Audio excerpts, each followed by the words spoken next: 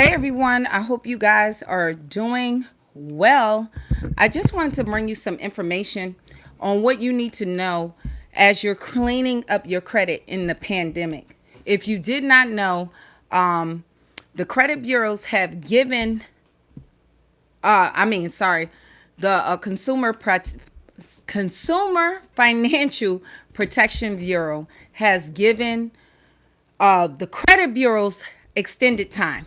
And the reason why is because of what we're doing in this age of the pandemic and the shutdown and furloughs. So if you are a person that is disputing items on your credit, you need to know how to handle it in this time.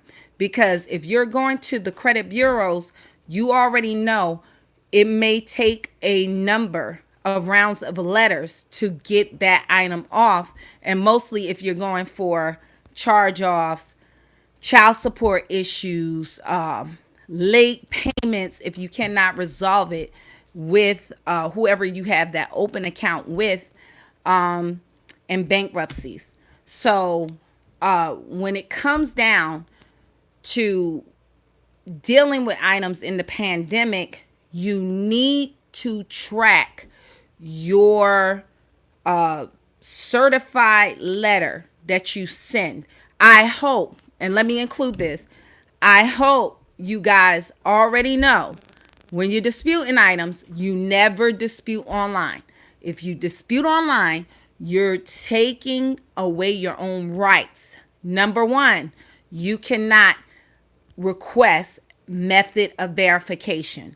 Number two, you relinquish your right to go in front of the Federal Trade Commission to put in a complaint that way. So you want to stray away of disputing items online. You always send everything to the credit bureau's certified mail. So if you've been following my information or anything that I'm doing, you send it certified mail. Another thing that people seem to not understand when it comes down to credit, you have different credit bureaus. If you're disputing something, it's not always going to fall off at the same time. These are three separate companies. So what you want to do is, now that you send out your dispute, follow it up with a phone call. Speak to a rep to make sure they have received it. If they did not, if they say they received it, watch out. They'll ask you, do you want to do an online dispute? Say no, because of the reasons I just told you. If you do an online dispute, it robs you of your rights. Okay. Also, they get paid for you doing online disputes.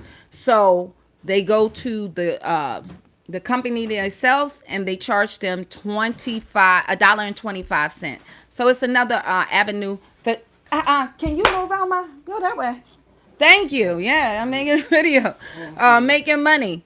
So make sure that you do not fall victim of that situation. Make sure you do not give them another way to rob you of your rights.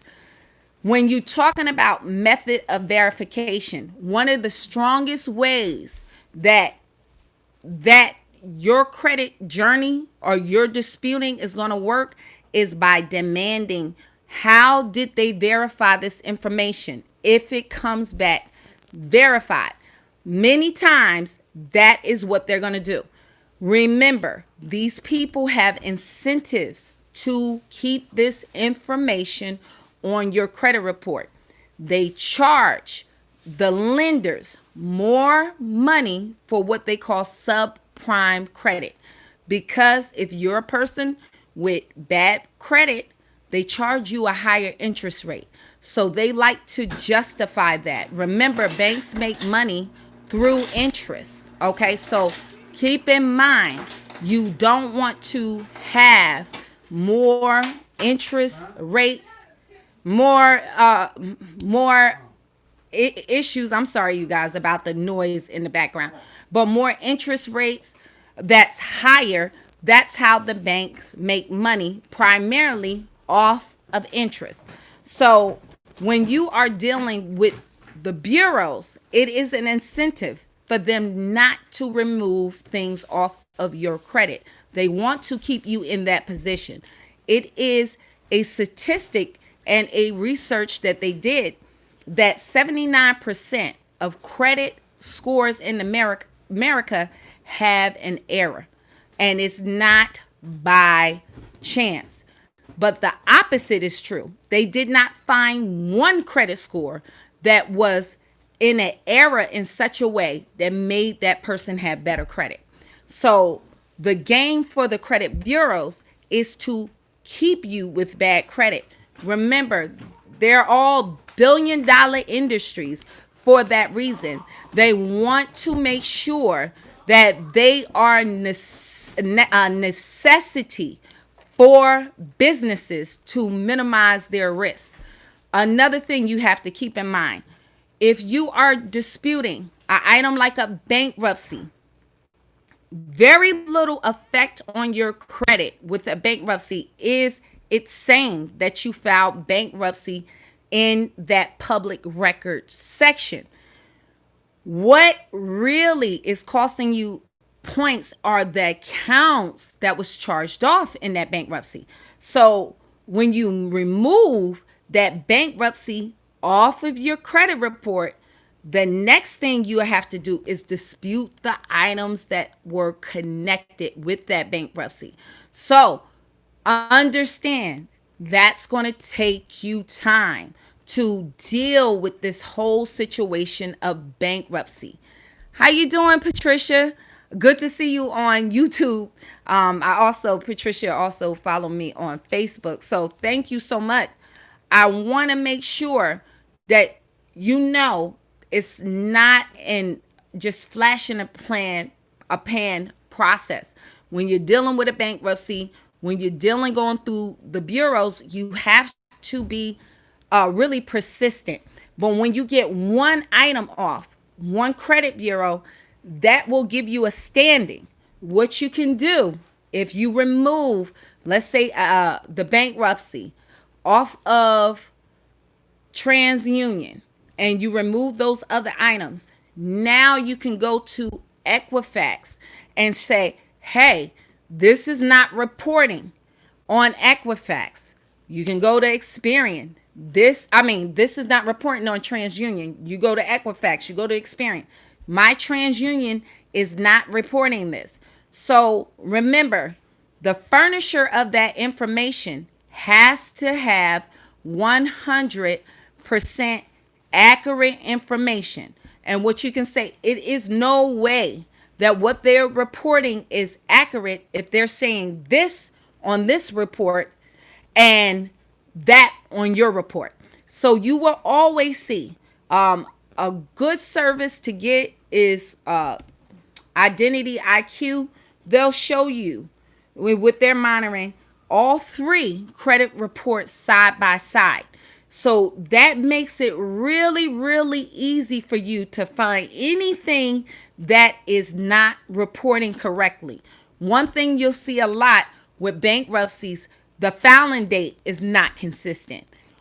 You may also see the court that they're naming is not consistent. If I'm in New Jersey, they might have that I filed in Newark, the bankruptcy court of Newark, when I really filed in Trenton. So those are the kind of things that you can dispute. That is information that is not correct. Another thing you have to keep in mind during this pandemic to stay on top of it, because the Consumer Financial Bureau now have given them a lot more time, all right, to look at your dispute. So now going directly to them, your claim could be denied because you're not getting enough time for them to answer. By calling to the bureaus, they're manually opening up that dispute. So now they're responsible for seeing it. So this can be another form of leverage that you can use to hurry up the process, where you're not waiting 45 days to hear back from them, 60 days to hear back from them, and this can speed your process up. Okay, so another part of it, you got to remember, if they reject what you said that is verified and you go back to dispute, if you get frivolous, okay, they said, oh, this is a frivolous, irrelevant claim, you want to look at that item and see if you can dispute another way. Don't continually dispute that item at that point the same way. You'll have to back out, because what the Fair Credit Reporting Act says, if they already researched it, found it to be true, they have a doorway out by saying, oh, we already looked at this and it's frivolous. You want to be careful. So from that point, you reposition yourself. See if you can find with any of those items any violations. The violation, say I was looking at someone's account yesterday and I noticed the date it was open. The person didn't remember this account. Okay, so it was so long ago. They were just updating it actually that day. And it was an account that it should have been closed out a long time ago. But what is going on, that lender that was there is re-aging the account. That is a violation under the Fair Credit Reporting Act. Why they like to re-age an account? So they can report it longer. The date of last activity is the date that starts that 7 years. So you want to keep that in mind.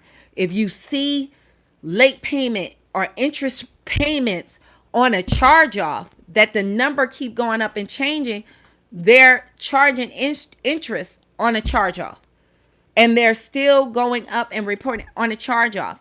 You need to dispute on that level. So make sure you're strategic as possible.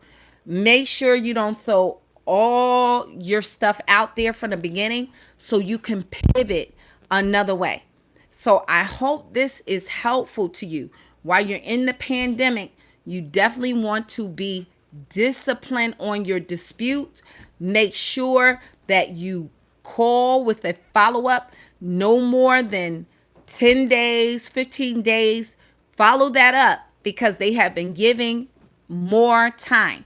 Okay, so keep in mind, this is not going to be, even people that's giving you information that you're looking up, if it's not recent, that information could be outdated because of the pandemic. So everybody are slowing down. The courts even responding to even people's affidavits about certain information. They're not responding back because of the pandemic and because of furlough and because of shortened business hours. So this is going to be a new frontier, but you need to stick with the principles. Always try to do a factual dispute, and that is looking for inaccuracies across the board and violations. You want to understand anything that's out of place, that is not consistent. That means the source is telling a lie. I can't have 3 people and I'm telling them a story separately, but they have a whole different version that was told to them. That's what these furnishers are doing. If I'm telling a story that we met to Equifax on a Friday, and then I tell TransUnion we actually met on a Saturday, and I tell Experience we met on a Sunday, those are 3 separate lies I just told. That means the information that I'm giving is not 100% accurate. They do the same thing to you. They'll say you open this account on this date, and they might report on another one, you open this account on this date. I don't care if it's a couple of days shy or a month different, it's inaccurate. So you want to look at your accounts and see if you can find those issues. So if you want more information, I will be leaving my links. If you're looking to go to, and you said, hi, LN verified my bankruptcy. I don't know who LN will be. Will not provide the MVO. Last letter from LN. Oh, LexisNexis said they request. Well, you're not going through LexisNexis. Make sure at this point, go directly to the credit bureaus and look for an item, because LexisNexis is a CRA and they've been given more time. So go straight now to the credit bureaus. Because of the pandemic, going directly to LexisNexis, that can stall your dispute. Try to go to the bureaus now and find something incorrect with that item across the board. And if you see something obviously incorrect, like one of these bureaus is not reporting that item, take that copy, attach it to your dispute. I would dispute it straight up first. And then when they come back as being verified, then you use that as leverage. If that's verified, how did you verify that information? Here's my TransUnion credit report. And if Equifax say something different, here it is. You'll see that a lot with credit card accounts. One might say 98% on time. Another one might say 87% on time. And another one might say, 100% on time. Of course, take the one that say 100 and dispute with everybody.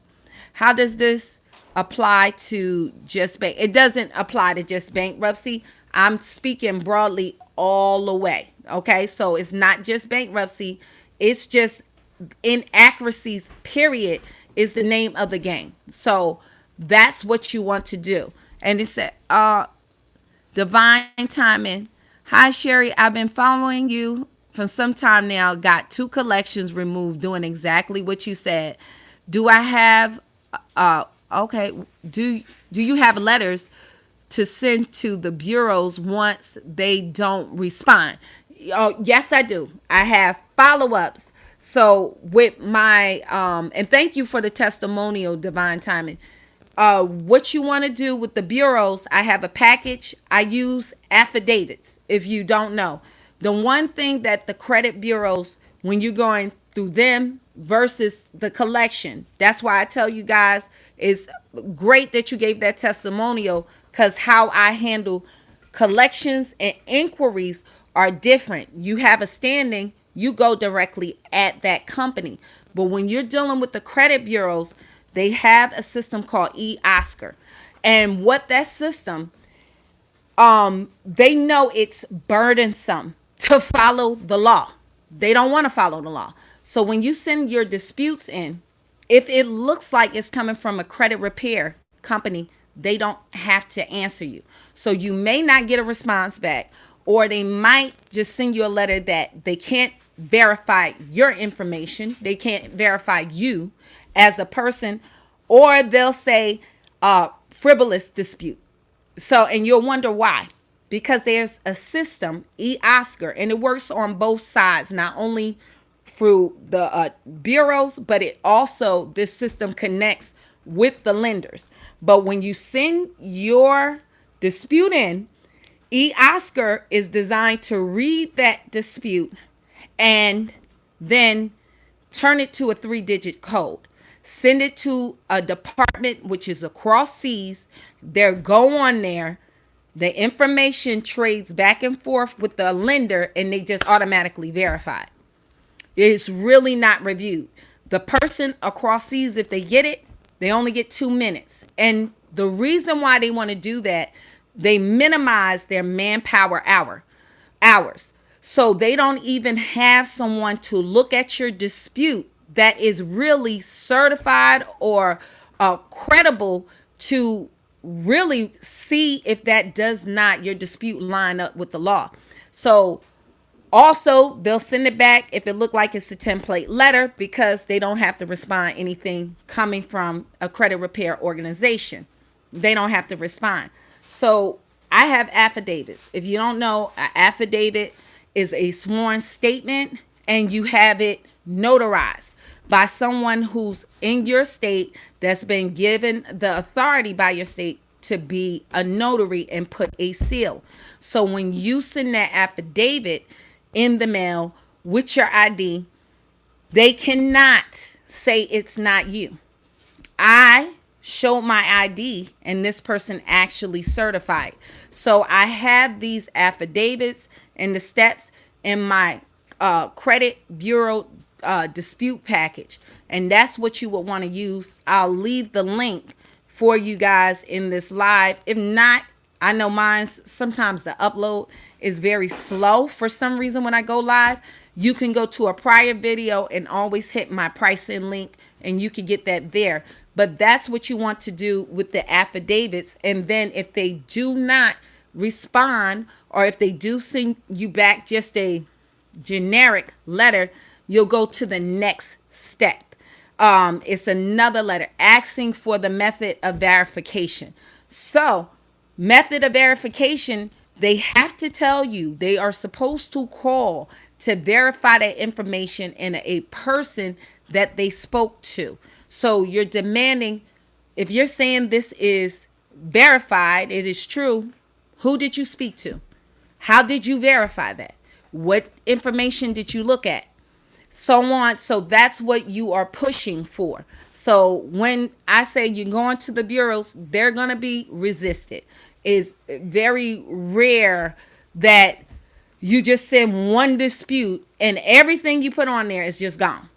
So it's just a process. So you want to send your first round, see what went back, what's your response on every item, what their reply is, and then come back with your next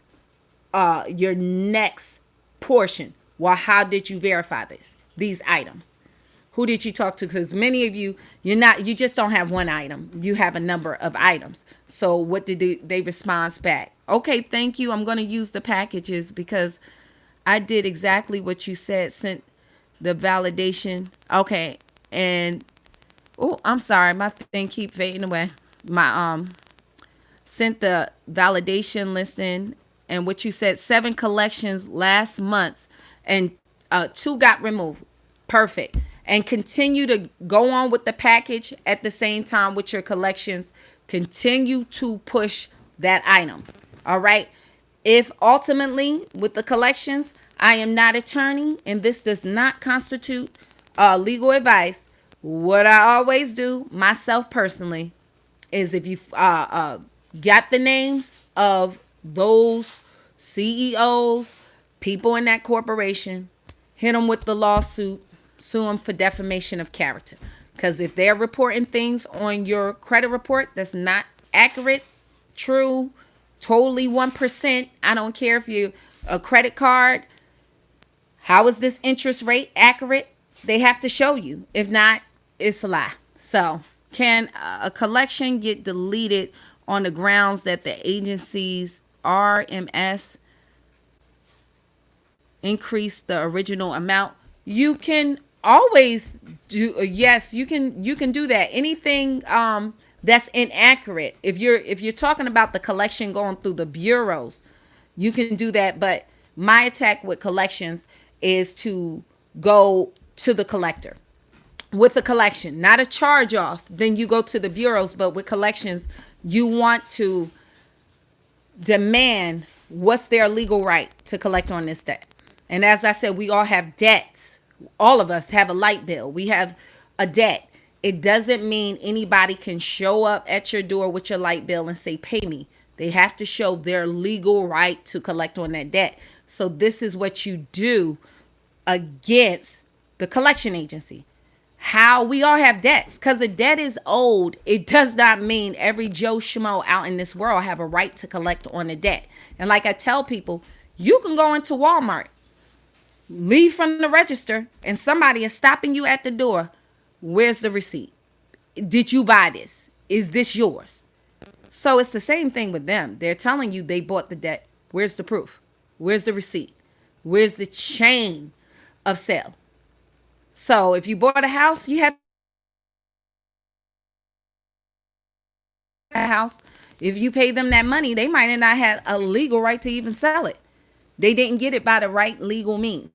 So you have to continue on with the pattern. So the more you keep going to the bureaus on an item, the less resistant. So I like with collections, you attack those from the door directly to them, inquiries directly to them. Then I have a second free letter for inquiries that you then go to the bureaus. But most of that with the inquiries and the collections is majority same step. Same with inquiries. What I have done in the past, this is not constituted like legal advice. If they cannot show who you are, this, and that, they don't know you, then you're lying on me. This is defamation of character, and I'm suing them too, and they're going to pay me. So that's what it is. If you want more information about this, I have tons of videos, okay? Feel free to go back and look at my videos. Kim, you said how long I've been doing this? Go since 2008, and to be honest with you. Way before I started doing this YouTube channel, since 2015. So feel free. I got tons of videos, how to handle collections, how to handle inquiries. I believe I even have a playlist for inquiries, but it's the same math over and over again. So you just want to follow that. Anything collections, bankruptcies, charge-offs, names, inaccurate names. Unfortunately, that you have to go through the bureaus. So I got no face asking questions. Hello, no, that's not a problem. That's not a problem. But my collection is 6 years old. Should I wait? No, don't wait. Miss Williams or Mr. Williams, don't wait. Send out your debt validation letter and get that right on. Handle it. The older it is, the better. Remember, they bought that debt, and the information, especially in my letters that I'm asking for them, the original contract with your signature on, billing history to prove that debt out. Most of that they don't have. So the longer and the older it is, the harder is for them to provide the information to validate that debt or prove they have a right to that debt. And don't forget, if it's that old, it's been sold so many times. So you want to demand that, because you'll get a number of, down through the years, over and over, a different companies. So free debt validation letter, no, you have to buy the package for that. It's free hard inquiry dispute letters, though, at my website. So hopefully this is informational for you guys. I hope you enjoy the rest of the weekend. Everybody, if you can do me a favor, if you like the information, please like this video. Thumbs up, thumbs up, thumbs up. And if you're new, subscribe to the channel. It's greatly appreciated. And if you want more information, just stay tuned here. Thank you, Kim. I appreciate each and every one of you. What's the website? I will put it in the link. And if you want, you can feel free to even go to my other videos. I already have the link. All right, everyone, be blessed.